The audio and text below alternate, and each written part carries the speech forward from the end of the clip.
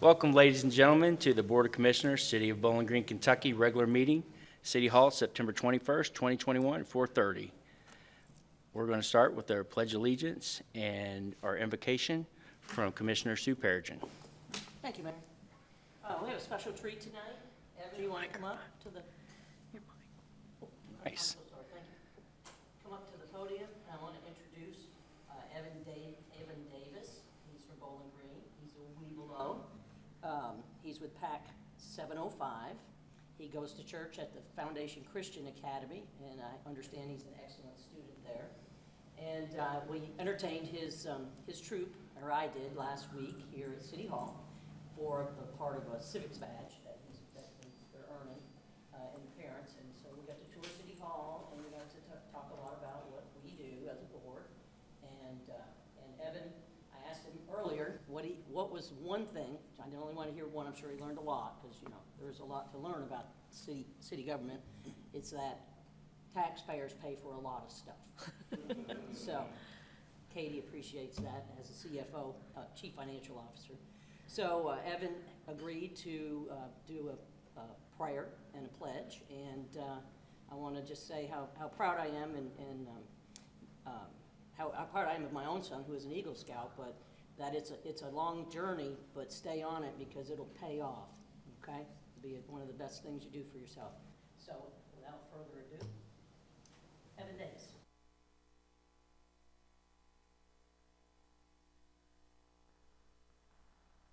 Our Heavenly Father, thank you for this day. Please that people can keep on providing for their families, and please that people who are sick and injured can return back to their jobs, and please that the state government can keep on making important decisions. In Jesus Christ, amen. I pledge allegiance to the flag of the United States of America and to the republic for which it stands, one nation, under God, indivisible, with liberty and justice for all. Great job, Evan. That was awesome. Mrs. Jackson, will you please provide a roll call, please? Commissioner Bailey. Here. Commissioner Beasley Brown. Here. Commissioner Perigin. Here. Commissioner Hill. Here. Mayor Alcott. Here. We're getting a lot of feedback. All right, so starting off tonight, we also have another special guest of the city. We have Mrs. Lori Hare from our Humane Society. Excuse me, I lost it there. I had it in my head and I completely lost it. Thank you all for having me. So I don't have a big presentation. I just wanted to come and talk a little bit about the community cat program that we were so fortunate that you all gave us a 18-month trial about 21 months ago. So and answer any questions that you all may have. Just from our standpoint, I know I put in our last quarterly report some numbers, and I'm a numbers person. I will tell you all that it feels really good for my staff not to be in the euthanasia room putting down cats and kittens for room just because there's not enough homes. But so not only is that a great feeling, but knowing that we're solving a community problem and we've been able to make almost everyone happy, even the people who were pretty disgruntled about it in the beginning. But it's a win-win, really.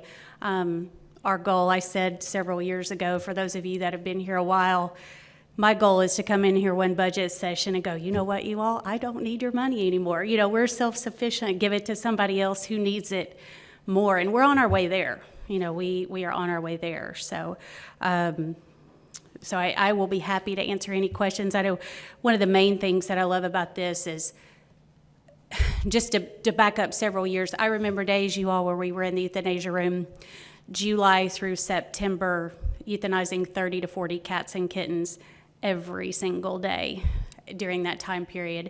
And everybody was like, I thought you all were no kill. We've never advertised that. But we are an adoption guarantee now because no animal has had to be euthanized for room in over 2 years, and that's amazing. So The other thing a lot of people don't realize is we average about 11,000 animals a year. Nashville Humane averages 3,500. Kentucky Humane averages 5,000. Louisville Metro averages 6,000. So our tiny Warren County shelter is taking in 2 and 3 times what those large cities are. And we're pretty proud because we do it on half the budget. So we might not be the fanciest place out there, and but we make some magic happen between those walls every day. So, but I'm happy to answer any questions that you all have. I don't have any questions, but I want to tell you how grateful I personally am for the work that you do. And I spent quite a bit of time with Tracy Moser over at your educational facility, and it's just amazing. It really is amazing. And the cat control population program that you brought to our community has definitely, I haven't had a call in 2 years, and I was getting a call a week about feral cats. Really has made a difference. Animal control numbers are going down, and that's our goal too, is to make their life easier, you know. And I think it has. We had some, you know, things to work out in the beginning, but every new program does. So I appreciate that. Thank you. It's working. And you can tell by the number of phone calls that, I'm not sure if anybody else was getting them, but they had my speed dial. But thank you so very much for your contributions to this community. You're very welcome. I would also like to just say thank you. When we get those quarterly reports, and as soon as we started seeing that the community cat program was working to bring those euthanasia numbers down, it was so exciting, and I'm so grateful for you all for being visionary and wanting to, you know, all that hard work that it took to really get in the community and that community education to help us implement this program. So in that light, since you have the platform, would you just maybe explain again, if there are folks who might have feral cats around, how they can work with you and how that might impact and even continue to save more lives? Absolutely. So we were very fortunate about 3 years ago to get in with Petco Foundation because we had received several smaller grants through them over the years, and they monitored our fundraising, our community support, our intake numbers, our outcome numbers. And we were very lucky to be pulled into a program called their 5-year life-saving plan.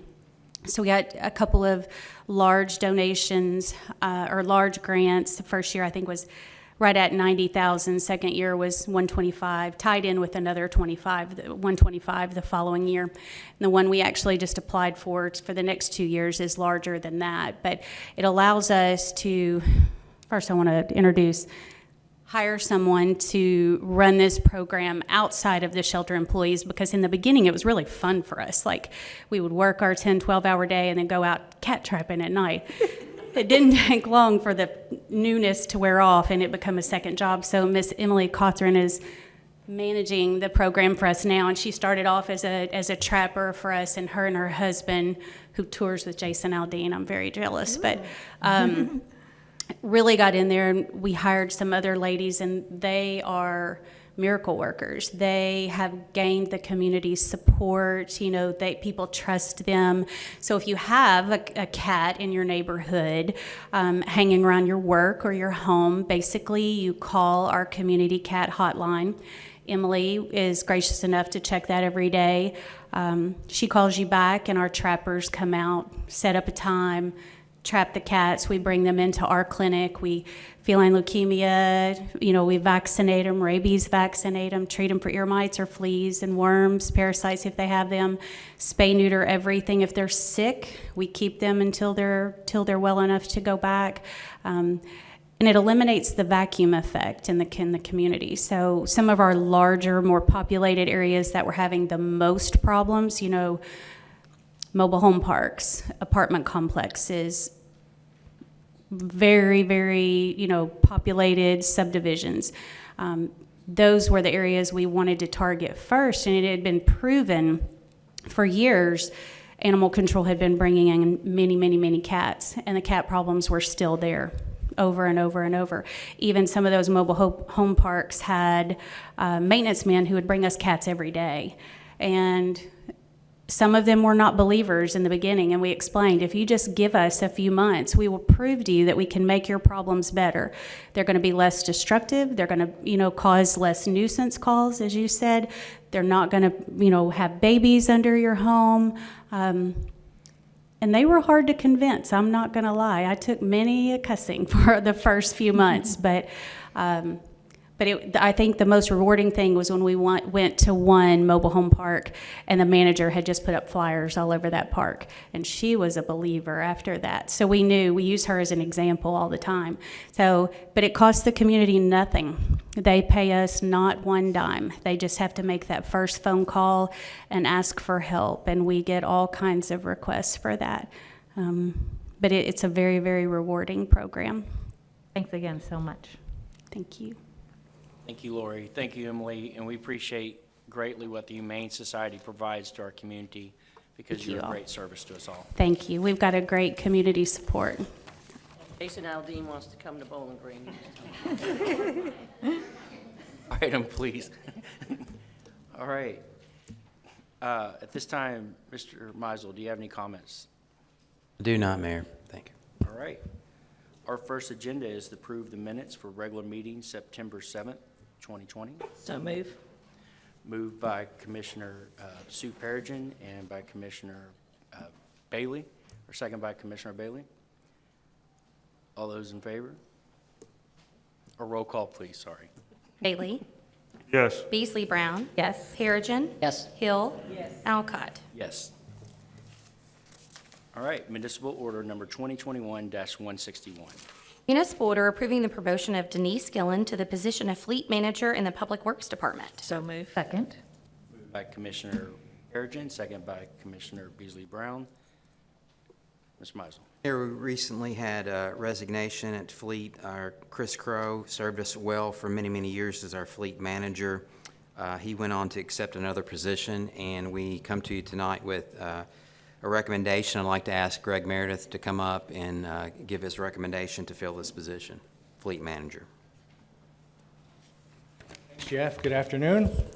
It's my pleasure today to recommend the promotion of Denise Gilland to the position of Fleet Manager in the Fleet Division of Public Works. Denise, would you please stand? Speech is later, too, by the way. This vacancy, again, like Jeff mentioned, was created when Chris Crow left us after about 8 years as Fleet Manager before. We had a total of 40 internal and external candidates for this position. 21 of those were considered by Public Works for interviews. We ultimately chose 7 of those that applied. The interview panel consisted of Aaron Halsey from HR, David Delp, and myself from Public Works. Some information about the candidate. Denise attended Allen County Scottsville High School and graduated from the Allen County Vocational Technical School with a degree in accounting and business management. She began her career in the service sector as a dispatcher with Insight Communications, now Spectrum. During her 14 years there, she managed and dispatched up to 30 technicians in a combined service area which included Kentucky, Tennessee, and Indiana. She then moved to Community Action of Southern Kentucky, where she managed vehicle and bus maintenance for their entire 10-county area for a period of about 3 years. In August 2018, Denise began her career with the city as the Fleet Division Office Assistant, where she helped with budget preparation, vehicle recommendations and evaluations, and purchasing. While she certainly learned a lot from her fleet team during that time, she also brought some new ways of addressing existing issues and opportunities. She quickly became a trusted member and is always available to assist and to answer and to help in any task that's at hand. We're confident she'll continue to provide that service to others as she goes forward and takes on her new job duties. I'm excited to welcome Denise in her new role and look forward to the continued innovation that she'll bring to Fleet and the city in the future. And I'd be glad to answer any questions you might have. Thank you, Mr. Thank you. Meredith. Okay, no further discussion. Roll call, please. Bailey? Yes. Beasley Brown? Yes. Perigin? Yes. Hill? Yes. Alcott? Yes. Municipal order number 2021. Congrats. Congratulations, Danita. Municipal order number 2021-162. Municipal order approving the promotion of Danita Weeks to the position of Information Technology Director in the Information Technology Department. So move. Second. Moved by Commissioner Hill, second by Commissioner Perigin. Mr. Meisel. So we have a distinguished guest with us tonight. Retired IT Director Lynn Hartley is in the house with us. So this position is open due to Lynn's recent retirement. I'd like to again thank Lynn for all his many years of service to the city in IT. And we have gone through a process to select a new IT director. We went externally and internally and went through a lengthy process, and we think we found the right candidate. And I'd like to ask Erin Holsey, our HR director, to come up and present to you our findings and make our recommendation to you. Great, good afternoon. So this is a pretty exciting day for us. I love coming up and doing promotions, but I think this one is pretty special if you read through Danita's history. So we did have 45 people apply for the position. A couple of those were internal, and we selected 5 applicants for interview. One ended up deciding to withdraw before the interview took place. We invited Greg Meredith to be part of our interview panel. He has a vested interest in many things that go on with IT, and so he sat on our panel. We also knew that we needed some technical assistance, and so KLC offered to let us borrow 2 of their IT managers, and so they actually drove down for the day and they sat in the interviews with us. We were very grateful for that expertise and a little behind the scenes because IT is such a technical job. So after that, we did decide to recommend Danita Weeks for the position of IT Director. So Danita, if you want to come up here with me. So Danita started with the city in 2002 as a part-time IT assistant. And I come up here a lot and I talk to you about promoting people from part-time or seasonal positions to a full-time job. And I love doing that, and that's really cool.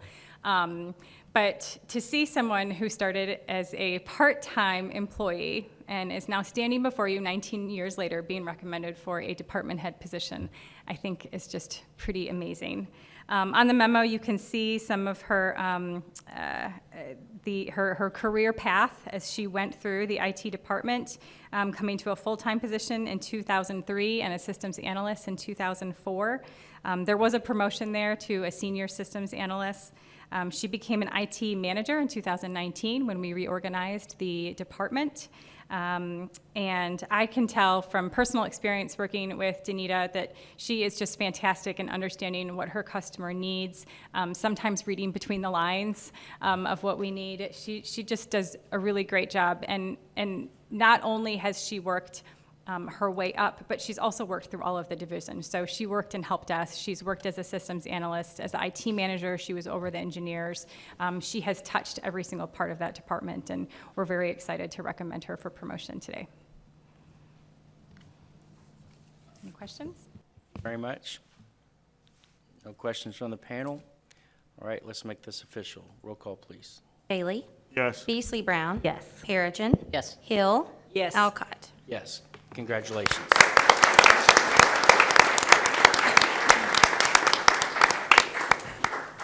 Congratulations, Danita. Denise, congratulations to you both. We're very excited what you bring, what you've done for our community, so thank you.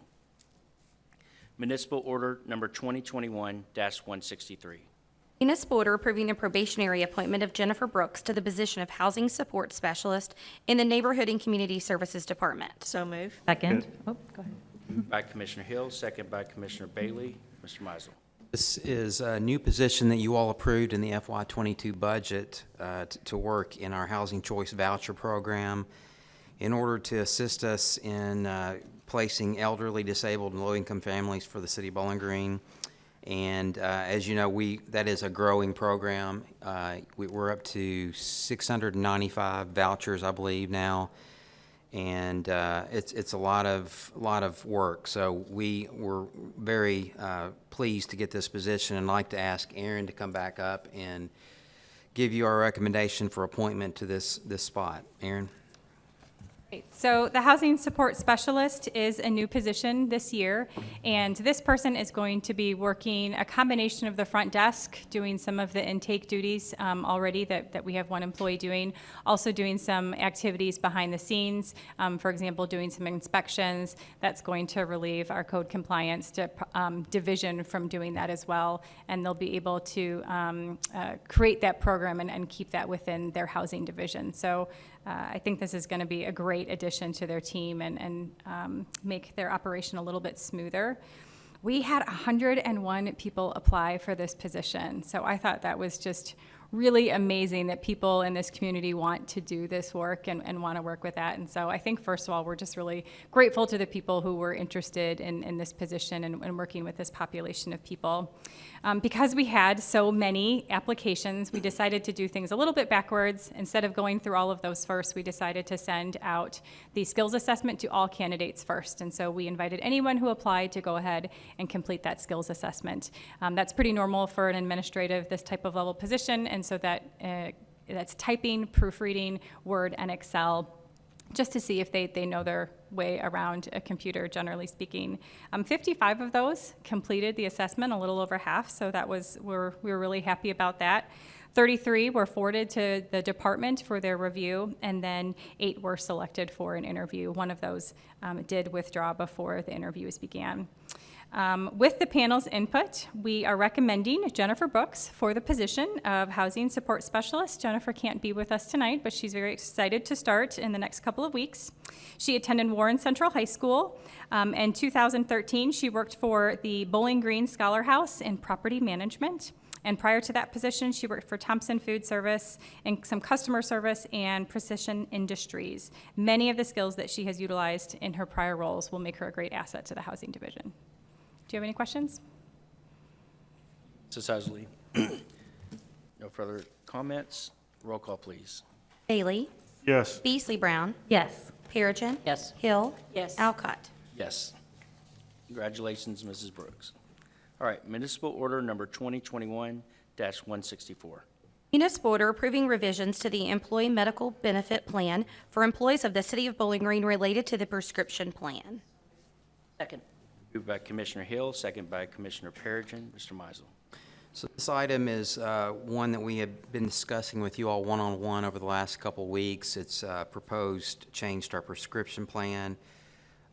This proposal is proposing to use a program that's already out there that would provide funding for specialty drugs for anyone that uses a specialty drug. And this program could approximately save us $1.3 million if we get funding for the outside funding for these specialty drugs. So Aaron has been working with our consultant, Cheryl Morgan, along with TrueRx, our pharmacy benefits manager, and we're also looking at a probable contract with RX Help Centers to help pull off this program. We are here tonight to give this to you. We would need to make a change to our health care plan. We are self-funded, so occasionally we'll bring these plan changes to you for approval. And I'm going to let Aaron can answer any questions you all might have about this. I think hopefully we answered most of your questions in our meetings, but this is intended to save the city money, and we also have intentions of not harming any employee and holding them harmless with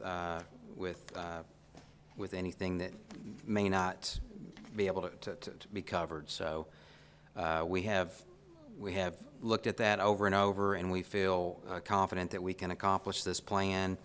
And approximately, like I said, the savings is really big. It's the bulk of our prescription plan cost, and it's been done before at other cities, and we feel like we're ready to take on this challenge. And you know, if it doesn't work, we can also come back to you in a year or two later and amend the plan again. So it is our plan. We're self-funded, so we have the liberty to do this. So Aaron's here to answer any questions you might have.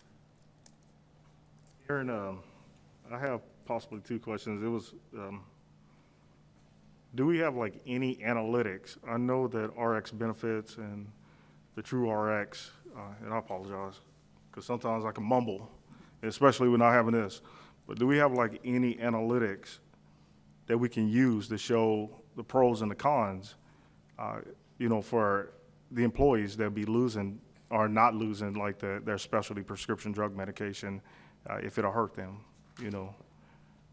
As far as analytics, I'm not, Outside of RX benefits, my main goal, and I think that I share this with you guys, is that I don't want to deny like any city employees that has like a husband, a spouse themselves, a dependent, basically any specialty drug that they could possibly lose and be denied in the future. So one thing that I would ask is if there's any analytics, is there any data that we can look at that shows that this is proven and it's going to be helpful to our employees here in the city of Bowling Green? our consultant, Cheryl Morgan, have two different, they're cities in Kentucky, or public agencies that started this plan January 1st of 2021. To date, 100% of prescriptions have been covered. So that's what I have based on their coverage. RX Help Centers, their percentage is 90% plus of prescriptions that are covered. If it's ever denied, well, if it's ever denied, I believe that Mr. Meisel said that we can come back and look at it within a year or two, which is very, very helpful. But I don't know how I can ask this. Can I caveat a question I asked Yeah, internally? go ahead. So one of the questions I asked Carlos was whether all the drugs that we currently have, could the company that's going to represent us seek those drugs that we have spouses or dependents taking or employees taking? And what I understood, and correct me if I'm wrong, is that all the drugs that we have currently being taken, they think they have the process and the ability to seek and get those drugs needed for employees and their spouses.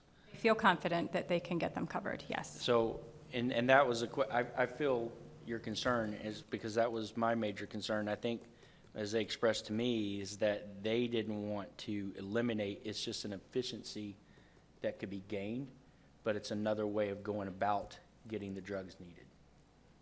And I understand that. The only problem is like the feel confident is not necessarily guaranteed. And I appreciate, I guess, everything that you guys are doing. I definitely appreciate you wanting to come back if this is not working. The only thing that I'm fearful of, if there's a spouse, a dependent, or even the employee themselves, if they have to go and get like some type of specialty medication, it could be denied, or it could be so long that they're given like a generic type in place of the brand type of the specialty that they possibly need according to the prescription that's written by their doctor. The only fear I have is that it may not necessarily be covered, and they may need that type of prescription drug. Can I ask a question, follow-up to Oh, that? absolutely. You want me to answer that really quick? Well, this may do it. Okay. In our meetings, what I understood there, if that ever happened, which they confidently say it probably won't, but if it did, we're self-funded. We would continue as a city to provide the funding for those prescriptions. We will be able to make plan design changes if that were to occur. Oh, so any employee or spouse, or they will not have their prescriptions? Correct. Okay. I'm not aware of a generic that could substitute a specialty. That's what makes it a specialty. So this plan we're not asking people to not get their specialty medication. What we're seeking is alternative methods of funding. That's all. And so there should not be a delay in them getting their medication with the plan design changes that we're making. What about the second fear that I have is that it could be like later, that we have like an employee, spouse, or dependent that comes along and they may need a specialty drug. They may be hesitant to move forward to go get that specialty drug due to the fact that they know it's going to cost them more or it may be denied. So they'll be hesitant to basically get it filled, and it's not beneficial to the city. I don't think it'll make our workers possibly less productive. Let me try to answer that. We're going to start open enrollment meetings this week with employees, and we're going to hit the education piece very, very hard on this and emphasize to all employees that all they have to do is reach out to our benefits manager, talk about their individual situations, and we will definitely take care of them and walk them through the process, walk them through what the alternatives are, what they can do. We have other tools that we can use, such as health reimbursement accounts that we are looking at establishing. We have that already, and we can do that with as another alternative. That's some of the plan changes that we've looked at that the employees can utilize. So this is going to be a matter of good education. I have every faith and belief in our HR department. They will deliver.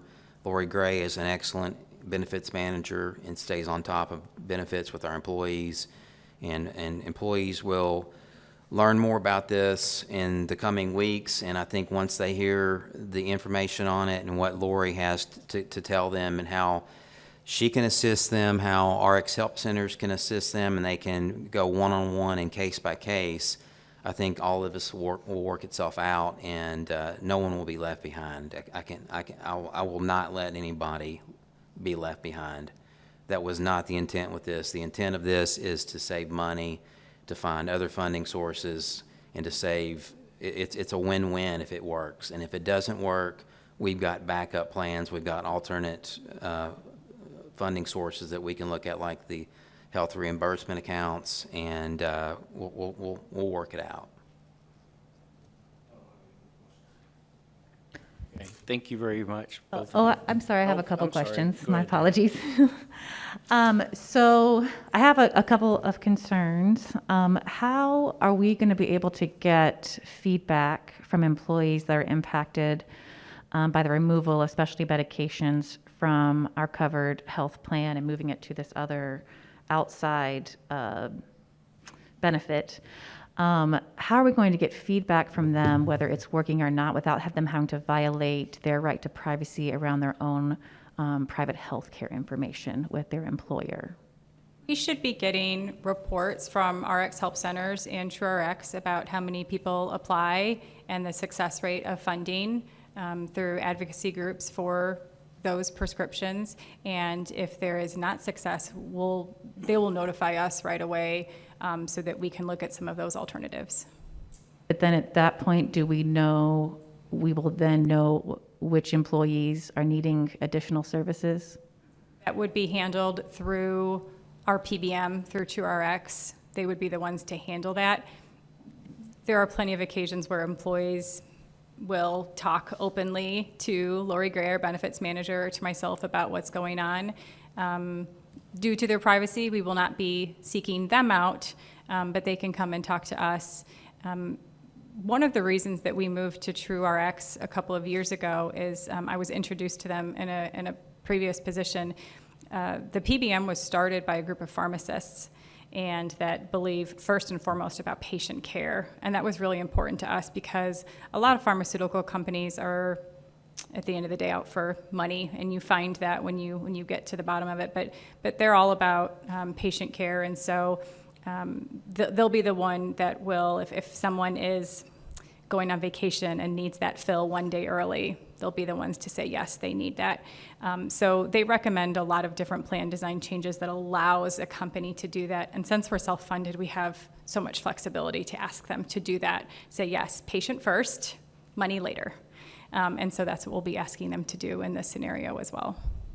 But in terms of if there's a situation, an employee is facing some barriers and they have some, concerns, is there something set up that we have already for them to be able to communicate that directly to you all, not through the person facilitating this new program, but to you all without them having to reveal to you all that they are one of these people that have to take specialty medication?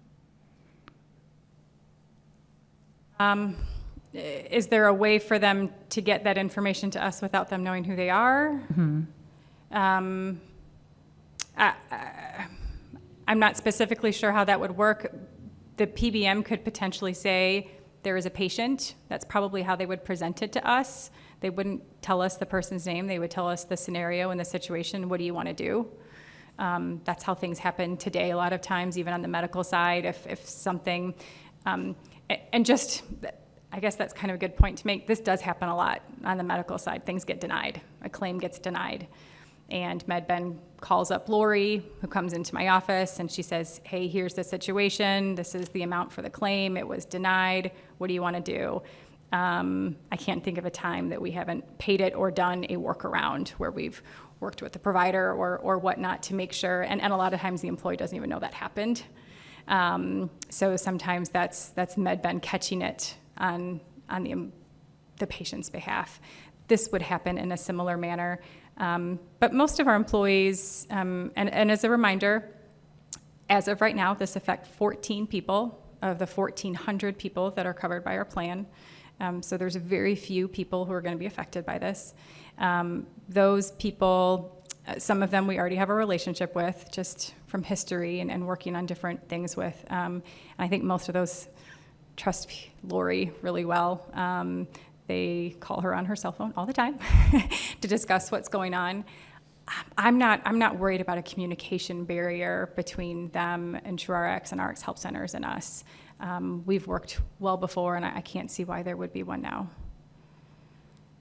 So one of the specialty medications that there's a lot of discussion around is the monoclonal antibodies that they're finding great success with people who are sick with COVID and saving lives. And that's a specialty medication that obviously, if you had to go through and wait a month to see if you could get approval through the foundation who manufactures this. So tell me how this works for specialty medications in an emergency situation. So something like that is going to be administered in a hospital situation. That's going to be billed to the medical plan. It's called a J-code. And so that's not going to go through this.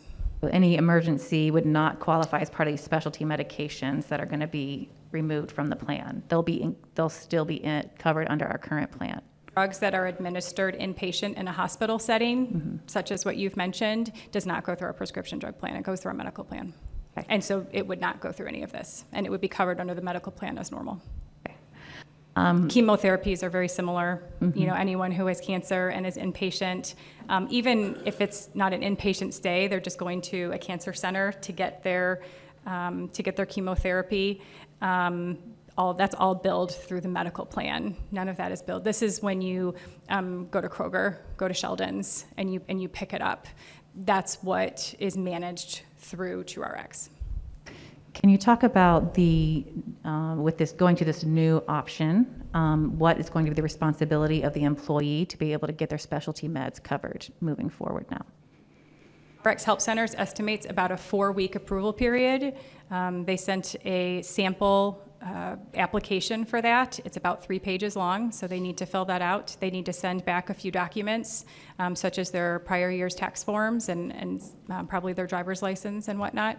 And then they send that off to their advocate with RX Help Centers, and they continue to process the paperwork from there. There's also a sign-off, a disclosure, of course, for HIPAA that they're allowed to do that on their behalf. We cannot start that process until January 1st because that's when they'll be able to send the plan design change. But they expect to get approval within 4 weeks. First of all, thank you all for always taking care of our employees, but also trying to seek out ways that we can save money. The timing of it is another sort of thing that still doesn't give me peace about this. I feel like if it wasn't in the middle of a pandemic, this would be a no-brainer, but it worries me for us to make plan changes like this, especially for our employees who are dealing with a chronic illness, that these medications take them from being debilitated in the emergency room, lots of sick days, and helping them be employees that can show up to work every day and serve the citizens. That this, talking about changing how we cover their medications, asking them to go through an approval process, and the stress that that's going to cause about disrupting the way we do medications in the middle of a pandemic.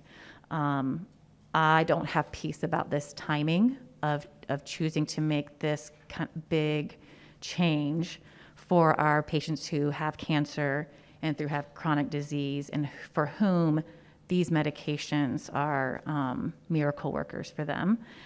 And so for me, that's the biggest concern I have, is that the burden of stress that we're placing on these employees in this moment, when health is already stressing everybody out.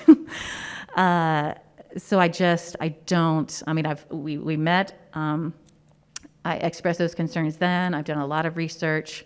The research that I've done talks about how when you put these kind of barriers in front of patients and you remove it, so you remove getting medications from the same type of plan that's covering your medical plan, that disconnect can cause a disruption in medication or a disruption in adherence to the medication plan, and that does have an impact on the health of employees, how many sick days they're taking, and that the benefit plans that carve in specialty medications find that their employees do have less days in the hospital and less sick days, and are healthier in general, the ones that carve them out. And so I'm so grateful that you all are pursuing this. It sounds like it is a great option if it works, but I feel like it is we've still got to figure it out, and we're trying to, it was not necessarily a gamble, but we don't really know for sure all the answers on the other side of it, and it makes I don't have peace about doing that in the middle of a pandemic. So that's the concerns that I have not been able to shake, that this is really the best thing for employees in this moment. I hope that you all know that Jeff and I would never recommend anything that's gambling with our employees' health. And we feel very confident in the plan design changes that are made so that they shouldn't experience disruption in getting their prescriptions. The way they get them, having to fill out paperwork, will be different. And they only have to do it once a year. They do it one time, and then they don't have to do it again for another 12 months. But we are making sure that we are not going to have employees without their prescriptions when they need their prescriptions. So that's the most important thing that happens in January. And I think that's why it's great that we're starting this in September. We get to have conversation with our employees about it now to educate them. And in September and October, we have an open enrollment meeting, and that allows November and December for the advocates and for TrueRx to talk to those 14 individuals about what's coming and making them comfortable with it. Aaron, I just have two other questions. It's because you mentioned the PBMI, or the PBM. Does, I guess, the payer lose any type, because I work sometimes with insurance companies, and I know sometimes they negotiate, those medical prices. Do we lose any type of discounts, or does PBM lose any type of discounts that possibly that they'll be negotiating for some of these prescription drug medications? That's the first question. The second question is, because if you move to this carve out, the research that I've done, it showed that sometimes there could be a penalty that comes along with that. Sometimes and the only thing that I found that was in favor of this carve out was from RX Benefits, which is basically the company that we're possibly going through.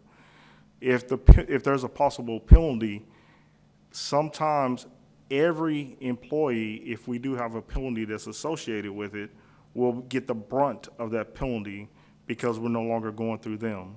Do we know or have any data that they will not be penalized for that? Where's the penalty coming from? Sometimes it'll be like through the insurance company that we're going through in general. I know we're self-insured, but could there be like any type of penalty that they'll be facing in the future because of that? That's the second question. The first one is basically the negotiation. The discounts are called rebates. We do get 100% pass-through rebates right now. The majority of our rebates do come from specialty medications. The rebates come from the manufacturer to the city of Bowling Green. They pass through the PBM. So that's when you have 100% transparent pass-through of rebates is what we wanted in a PBM. You don't get it very often. So we will have a reduction in the rebates because we won't be paying for as many specialty medications. We'll continue to get the rebates from the brand name drugs that are on our plan. So there's really no downside there because the rebates are ours. And as far as a penalty from an insurance company, we are the insurance. I mean, we're self-funded, so we would have to issue that penalty.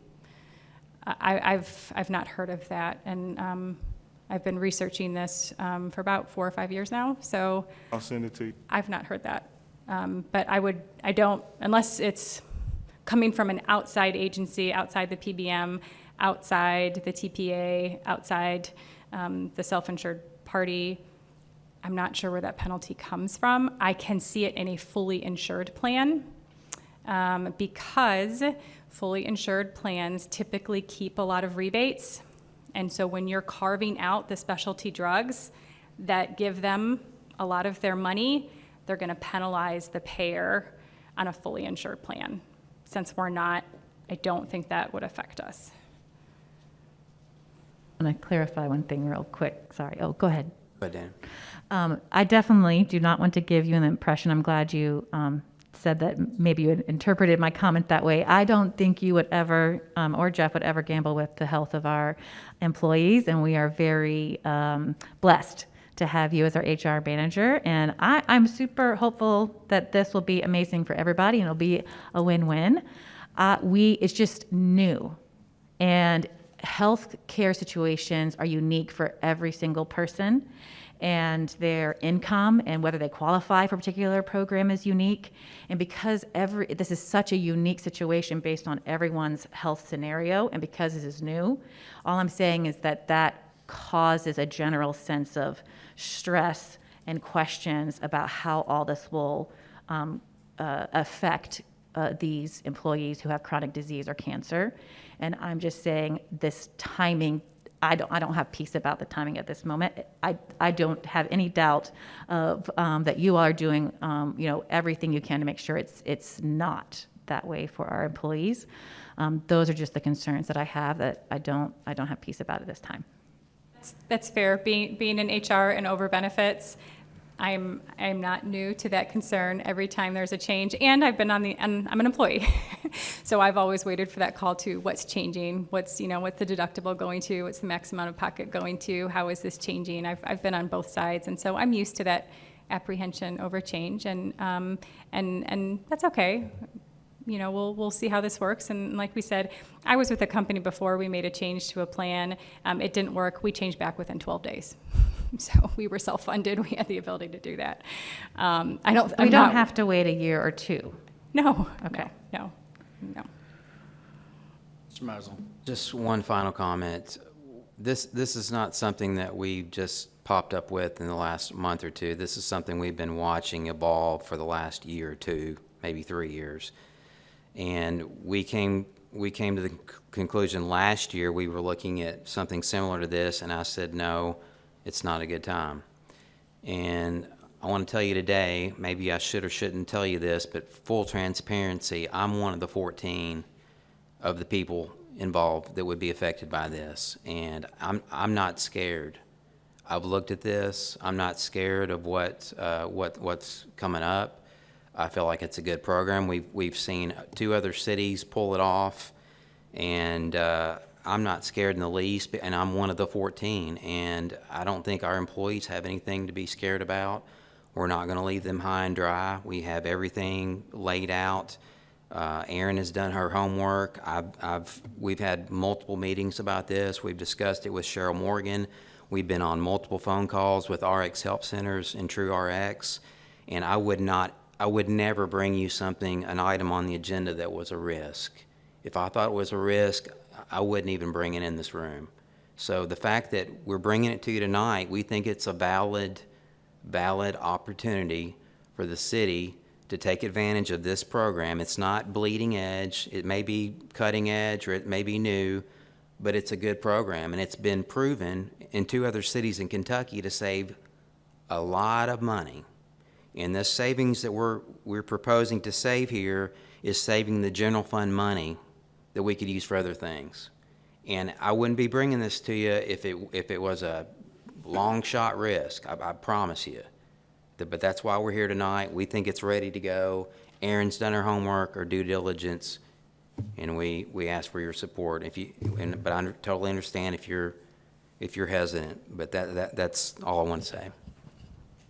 I just want to say thank you, Mr. Meisel, and thank you, Erin, for the time you've taken tonight to explain, but also so our citizens know that are watching, these two met with each of us individually to explain this and answer our questions.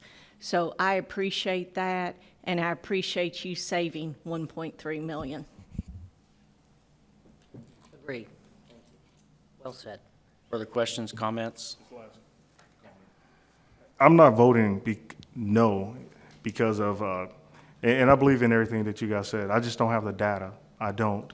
And I believe everything that you guys want to do. And I appreciate just the transparency. And I wanted to let you guys know, hopefully this wasn't a surprise, me asking questions or anything. But I just want to let you guys know, I just wish I had more data, because when I talked to like some individuals that dealt with the pharmacy was kind of giving me different things that basically put me on pause. But I hope that I'm wrong. I do. And I hope that we don't have to come back and visit this, and this helps out everybody. And I do believe that you guys are trying to help out everyone. I just don't have the data to vote yes today.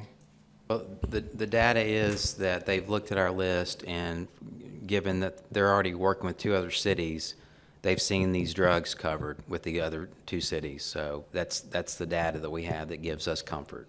So it's RX Help Centers.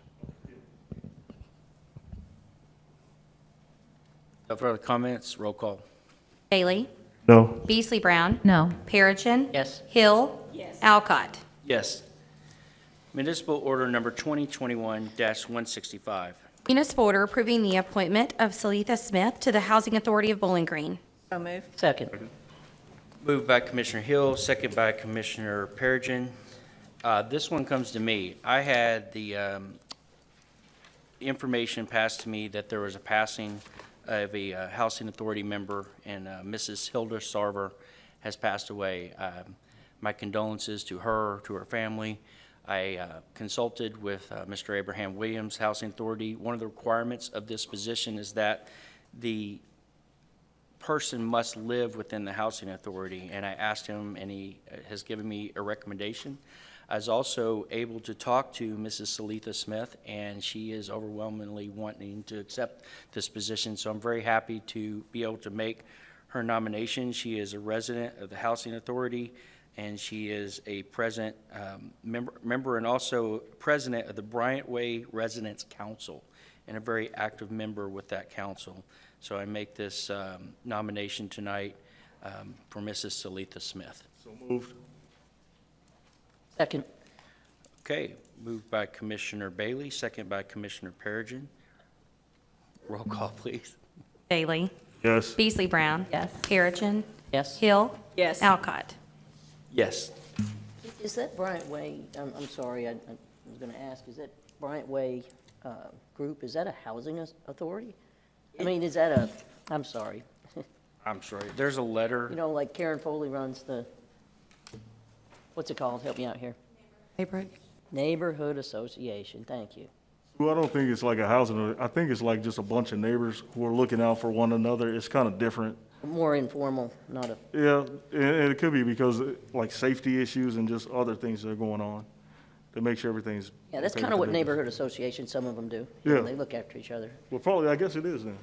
but I just didn't know if it was, It's incorporated that's awesome. I'm glad to hear that. Didn't since know they had. 2009. Okay. All right, thank you, everybody. All right, moving on. Municipal Order Number 2021-166. Municipal order approving contracts through cooperative purchase with AT&T of Conyers, Georgia, and Motorola Solutions, Inc. of Chicago, Illinois, under Kentucky State Pricing Contract for the purchase of AT&T phones and Motorola radio equipment in the amount of $186,409. So move. Second. By Commissioner Hill, second by Commissioner Bailey. Mr. Mizel. So if you all will remember, we got $186,409 grant awarded to us recently from the 911 Services Board. And we told you then, told you months ago, if we were to get that, we would like to use that toward dispatch consoles and equipment. So we're back here with you tonight proposing to get 2 more dispatch stations down at the center. We would go from 7 to 9 and increase our capacity and use this $186,000 grant to buy all the Motorola radio equipment and the consoles that go with that. And Chief Delaney is here with us tonight and can answer any questions on this project. I think it's pretty close to wrapping up, correct, Chief? We've been refurbishing that room, reconfiguring some things, making room for these other 2 dispatch console centers to get them in here, and luckily we were able to get this grant and we can put it to work with this equipment. And Chief can answer any more questions you might have. So this will bring us up to how many? 9. 9. Chief visited the dispatchers out on Scottsville Road across from Greenwood High School. I think they have 4 dispatch center. I know it's our breakaway facility. If something happens, our main. They're doing a phenomenal job out there, keeping our city running. I think we have over 90,000 calls per year. It's amazing what's happening in their work, and I just wanted to say we look forward to the new dispatch center opening up very soon. All right, any further discussion? Roll call, please. Bailey? Yes. Beasley Brown? Yes. Perigin? Yes. Hill? Yes. Alcott? Yes. Municipal Order Number 2021-167. Municipal order authorizing and accepting a grant agreement among the Bowling Green Warren County Regional Airport Board, the City of Bowling Green, Warren County, and the Federal Aviation Administration for the Reconstruct and Rehabilitate Terminal Apron Construction Project. Second. By Commissioner Hill, second by Commissioner Bailey. Mr. Mizel. So the airport was awarded this grant from FAA to improve their apron area, construction of that. And we are not being requested to match any of the grant, but they do need signatures and approval of this. They were able to get the 2195-111, and then the state is covering 50,000 of the match, and they did not have to come to the city or the county for any match money, but they do need our approval. So bringing this to you tonight just for your approval and signatures on it. And I think Hillary may have helped work on this too, and Ashley, so thank you. Discussions? All right, roll call, please. Bailey? Yes. Beasley Brown? Yes. Perigin? Yes. Hill? Yes. Alcott? Yes. Ordinance number BG 2021-40. This is our first reading and is non-binding. Ordinance providing issuance of water and sewer revenue bonds. Ordinance of the City of Bowling Green, Kentucky, authorizing and providing for the issuance of its City of Bowling Green, Kentucky water and sewer refunding revenue bonds, Series 2021, to refinance and refund the outstanding City of Bowling Green, Kentucky water and sewer revenue bonds, Series 2011, and the outstanding City of Bowling Green, Kentucky water sewer revenue bonds, Series 2012. So move. Second. By Commissioner Hill, second by Commissioner Perigin. Mr. Mizel, I see we have Mrs. Twyman here as well. We do. So just a little bit of history and the reason why we're doing this, but long ago, we established Bowling Green Municipal Utilities as a component unit of the city to manage, control, and operate our water and sewer system here in Bowling Green.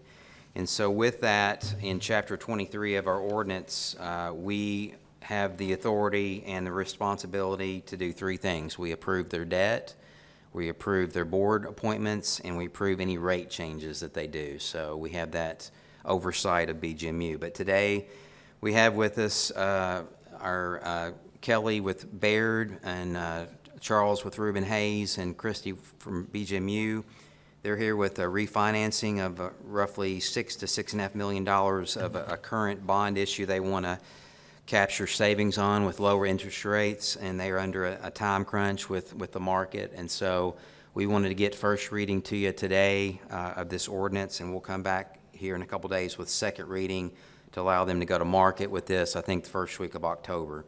So Kelly is here with Baird, and Charles is bond counsel. Kelly is financial advisor. Christy here is representing BGMU, and they can answer any questions you all may have on this issue. But it's pretty straightforward refinancing. They're revenue bonds backed by the revenues of the Water and Sewer Division. They are not GO city bonds. So,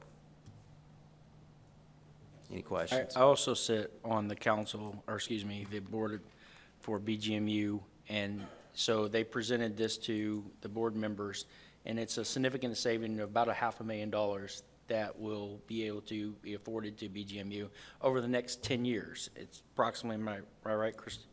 So with that, time is of the essence. They can't guarantee the actual rate until the approvals are in effect, which is why we're having our meeting and the special meeting. But I wanted to be able to articulate that for the expeditious reason behind that. However, I applaud their effort to look at the rates, to refinance these bonds, and to do the diligent research. And what we have found is that we actually have the backing. We have Baird that has run some significant numbers for us and shown us that this will be significant for the city. Any further questions, comments? All right, roll call, please. Bailey? Yes. Beasley Brown? Yes. Perigin? Yes. Hill? Yes. Alcott? Yes. Thank you for being here tonight. Municipal Order Number 2021-168. Municipal order authorizing the submission of an application to the Kentucky Transportation Cabinet for Transportation Alternatives Program funds in an amount up to $1,600,000. So moved. Second. Moved by Commissioner Hill, seconded by Commissioner Beasley Brown. Mr. Meisel. We would like your all's permission to go after a grant that would help us down with our riverfront development and our College Street Bridge. Greg has been working on what we would need to do to the College Street Bridge. It needs a good paint job for one thing, and it needs some other work done to it. We've got a good memo in your packet from Nick and Brent that kind of outline the College Street Bridge, pedestrian bridge, what we would like to do there with this grant if we were to get it. And this would be an awesome grant to get, this TAP grant. We could get 1.6 and match $400,000 and get $2 million to spend, put together towards the riverfront project. So, but we need to do some capping of some parts of that bridge, some piers, upper bracing and decking repairs, some sandblasting, and then just the painting alone is going to be expensive. It's $750,000, but we would like to get all of the lead off of that bridge and recoat it and get the lead off and put a good coat of paint on it that would last a good while, and we could do a lot if we were to get this grant. So we'd like your permission to throw our hat in the ring and try to get this TAP grant. And Nick and Brent are here, and Greg as well, to answer any questions about this project and this grant. Go for it. That's a great project. Bridge is still safe. There's no safety issues. Greg's met with engineers, and So the lead on it is from the previous paint. the lead has never been. Greg, you want to answer that? Of course, back in the day, lead paint was what you used. You know, it lasted a long time, and there weren't the health concerns that there are now with the developmental and all the things that lead brings that's bad. So, yeah, this was a legacy. Lead paint went away back in the 70s, and so there are a ton of bridges throughout the country that still have lead paint. Most have been encapsulated or painted over, and that's the case here. This bridge is not scaling off lead into the river, so don't think of it in that way. But going forward, because the paint that was applied after that on top of the lead is also in need of repair, which is what we're talking about with the rehabilitation. So at the same time, to take off the other paint that's rusted, take off the lead, and not have to worry about it again ever. And so that's what this is about. So Is that, Timeframe, I guess, to get everything done. So the time frame depends upon the grant, and we have to wait through, and Nick could probably better answer that, but sometimes TAP grants happen quickly, and sometimes it takes 1.5 years or 2 years to even find out if you were successful in a grant. So timeline is indeterminate at this point, I guess. Thank you. can I ask a question there? Excuse me. Do they wrap that thing and then the workers work inside of it? Like, is this a hazmat kind of a situation? It is exactly like that. Yeah, Wow. they encapsulate, so all the lead they remove falls into this plastic, for lack of a better term, and it's collected before it has a chance to get into the environment, and it's disposed of as lead is disposed of as special waste. Wow, So, no wonder it's so expensive. It is. Basically, you have to put a blanket underneath the bridge to catch what's coming off of the bridge. That's our drinking water. Yeah. That's our, So there's professionals that know how to do that, so that's why it's goodness. expensive. well, great initiative and great questions, and I really hope this comes forward. Roll call, please. Bailey? Yes. Beasley Brown? Yes. Perigin? Yes. Hill? Yes. Alcott? Yes. Municipal order number 2021-169. Municipal order authorizing the submission of an application to the Kentucky Transportation Cabinet for Transportation Alternatives Program funds in an amount up to $400,795. I'll move. Second. By Commissioner Hill, second by Commissioner Perigin. Mr. Mizel. So you all wanted us to go for more greenways when we met back at your strategic planning meeting, and that's what we're here with you here on this item here. We want to, I'm repeating myself, but this is another TAP grant, and we feel like we want to go after $400,795 on this. This is another 80-20 split, but if we could nail down $300,000 and match it with $100,000, we'd like to do an expansion of the Creekwood Greenway and take it from behind Jennings Creek Elementary School, take it all the way over to Creekwood, and then from there to Green Hill Street. And there's a map, I'm sorry, in your packets. We would cross over, do a shared use path crossing over Veterans and getting into the new development that encapsulates the Hickory Street that's shown in yellow there on your map. So this would link all the way, that would connect from one side of Veterans to the other side of Veterans, and give us about 1,700 feet, I think it was. Is that right, Greg? It's a 10-foot path, 1,700 feet of connection from Green Hill Street from one side of Veterans all the way over to Hickory. So we think this is a good connection plan and a good use of this money. And basically what it does, it provides connection from Jennings Creek to Moss to Warren Elementary and then to Warren Central High School, connecting 4 schools with the greenways. Comments, questions? Roll call, please. Bailey? Yes. Beasley Brown? Yes. Perigin? Yes. Hill? Yes. Alcott? Yes. Municipal order number 2021-170. Municipal order approving fiscal years 2021, 2022 through 2024, 2025 capital improvement program for the city of Bowling Green, Kentucky. So moved. Second. Moved by Commissioner Hill, second by Commissioner Bailey. Mr. Mizel. So this is our annual CIP plan. I sent you an email on this last week to kind of give you an early start preview. It's a little thick. It's basically shows you FY22, our current year budget, what you all approved for capital improvement. But Katie's put together some out years, and I'm going to turn this over to Katie to kind of either give you an overview or answer any questions you might have about what we put in this document. But it's a good exercise. It gives us kind of an idea of what's out there on the radar, as I mentioned in my email, to what we want to look out for, what we think we're going to need in the next 3 years as far as capital. And so we put this together annually, and we bring this to you for approval. So Katie, you want to add on? I think the only other comment I'd like to make is that the only year that is pretty much set in stone is FY '22. All the other out years are speculative. They can all change based on changes in priorities, changes on funding. And then obviously we'll put together the FY '23 budget when we get to that point, and then we'll start looking at capital projects. So there could be new projects that are proposed by the time we get to the development of the FY '23 budget.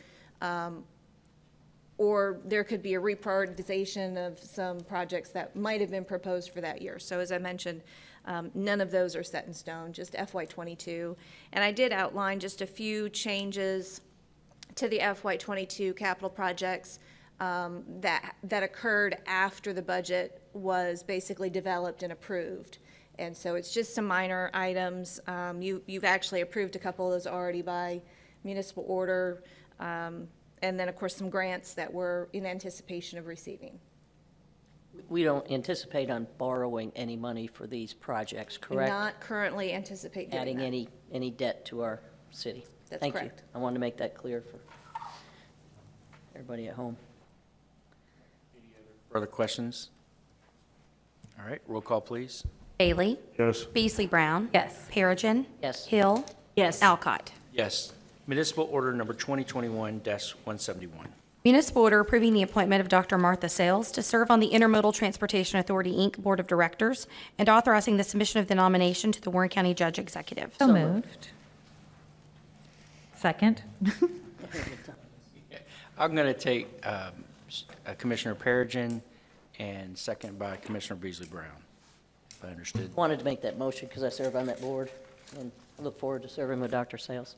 Perfect. Well, that's a great introduction. I researched this one, a little bit about Dr. Sales. She is the interim dean of students at WKU.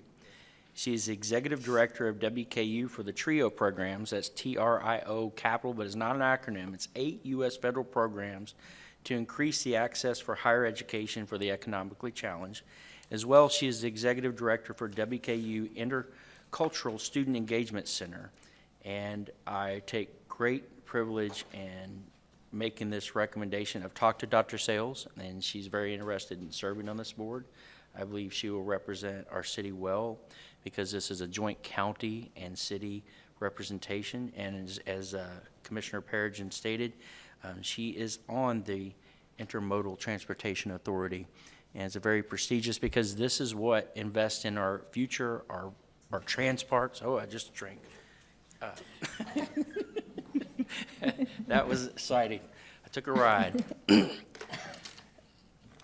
Am I missing anything, Commissioner? I say it's a pleasure to serve, and it's an active board, and the Transpark, even though it got off to a little bit of a concerned start from the community, it has been a massively huge, successful enterprise, and so. Katie and I sit on the board as well, and Katie is ex officio on our finance committee with ITA, and it's come a long way, and we're excited to have Dr. Sales. One more thing to add, Chuck Coates was the member that was representing. He is stepping down from the board and allowing some new leadership to step up to the plate. And so our commendation and thanks to Chuck Coates for serving on that board as well. We'll miss him. All right. Any other comments, questions? Roll call, please.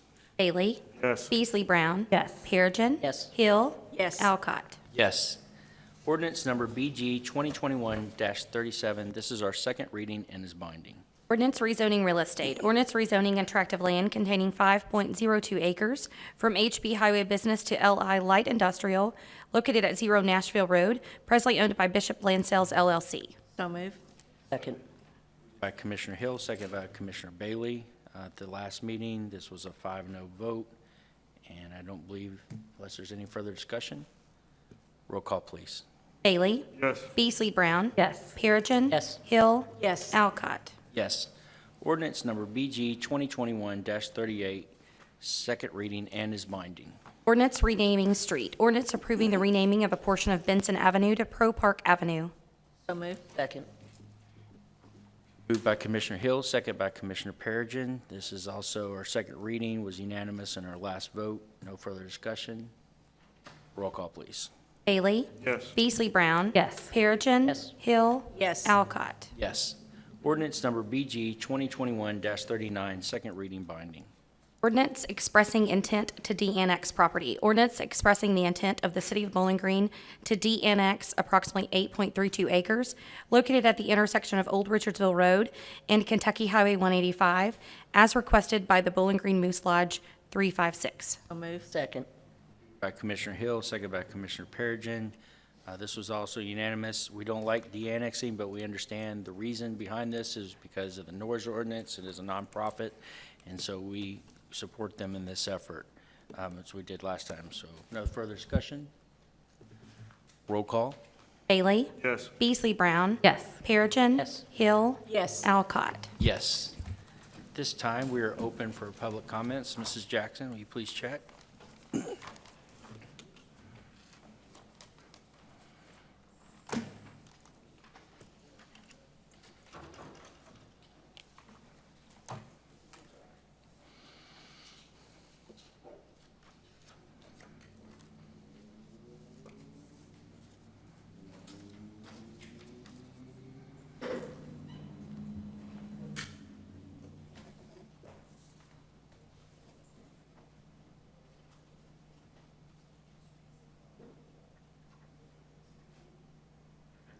So we will have some comments today. I'll just state that we ask that comments be kept about 3 minutes.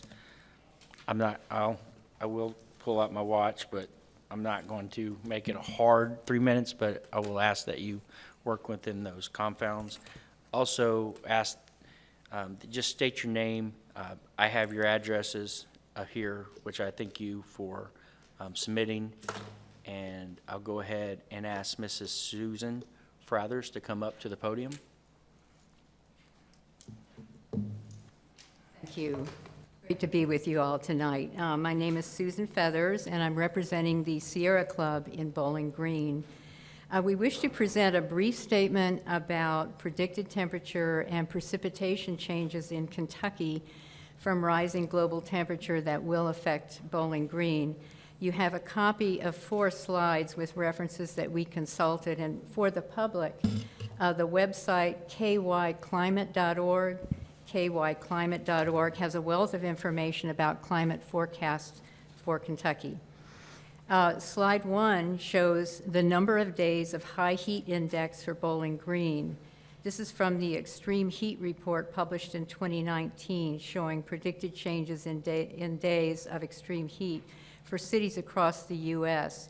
You can see that by 2036, we could have as many as 40 days of extreme heat annually without the global community achieving its goals to limit heating.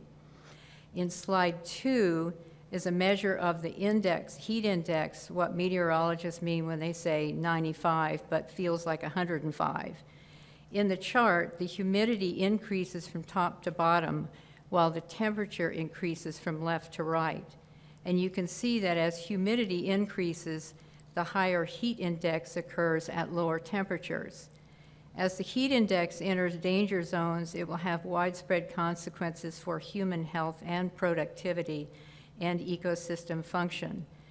I am emailing each of you these reports tonight, including the latest warning from 800 editors of medical journals across the world, as reported this month in the New England Journal of Medicine. On the back side, slides 3 and 4, the climate picture in Kentucky is interesting and it's complex. Even with predicted increased rainfall, there's going to be predicted concurrent drying as higher heat evaporates soil moisture. So drought conditions can develop, and this will affect food production. Flash flooding is predicted across the southeast in general, and we have already seen the impact here, but it is predicted to be more frequent and with heavier rainfall as the warming continues. Our club members are eager to work with the City Commission to plan how the city can use its existing assets, and there are many, and develop new strategies to keep the city resilient to climate change. Thank you very much. Thank you very much, Mrs. Feathers. Our next is Eric Tuttle.